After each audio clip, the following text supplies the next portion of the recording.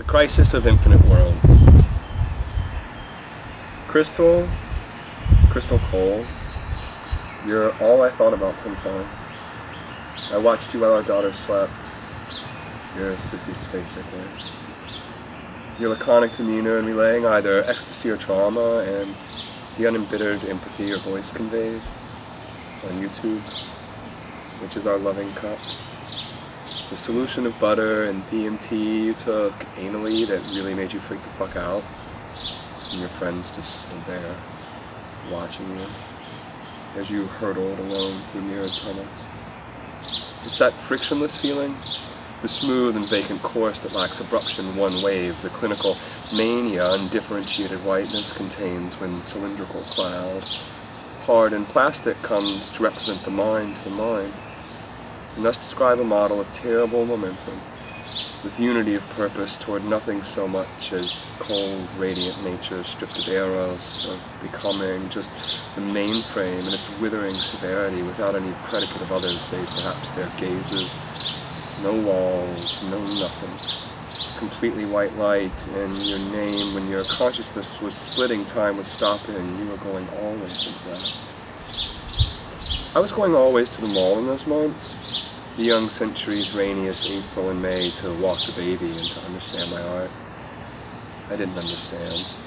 I would move the stroller through the halogen over groove tile and across those smooth marble expanses meant to simulate floating and gliding before that pure frictionless feeling was entire.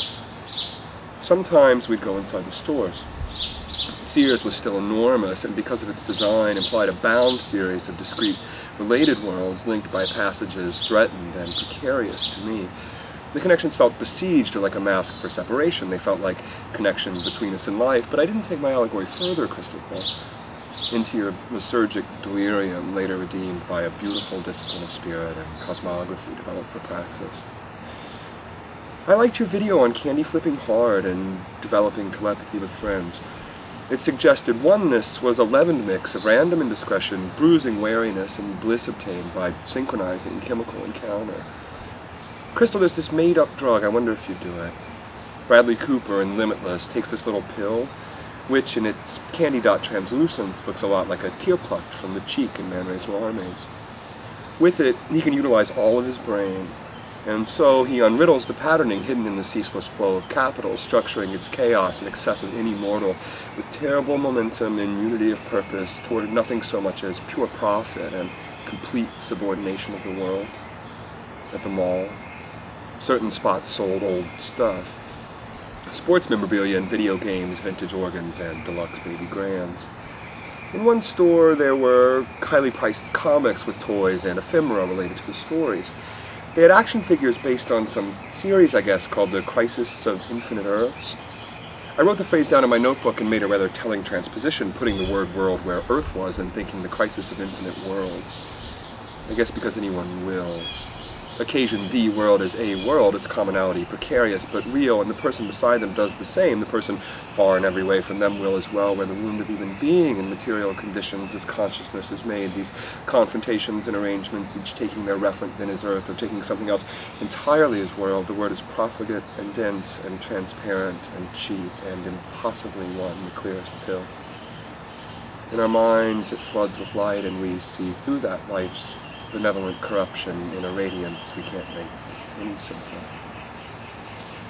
Crystal, have you ever, just standing around, noticed someone smoking in an older silver Volvo, and watched the comeback feelings of a Tupac Easter Sunday steep in their ambivalent features until they are more radiant than cinematic virgins having lost it in the wake of Saint Maria Goretti, whose patronage is lost, to the brutalized sweetness of her charges and depicted in the mind and reconstructed as a low-res simulation by scientists the weekend Wall Street's occupied and particles are found to go faster than light and weirdly feel like this is paradise.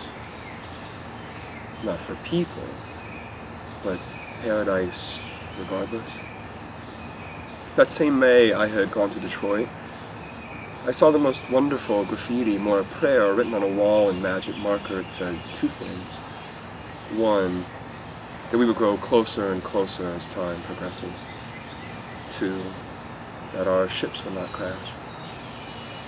Magic marker on a surface doesn't have much depth of skin. You move it smoothly on the wall and it stays smooth, barely records the softest friction of two separate textures meeting. The wetness of its onyx dries quick, or even quicker if you blow on it with circle grips, like clouds in old maps that blew ships across a flat earth to an edge I don't exactly not idealize. But somewhere there's a precipice in this world, and tracing my finger along those ardent lines I'd found the fault of it a little, and its boldness far too faint, and not enough. Bye.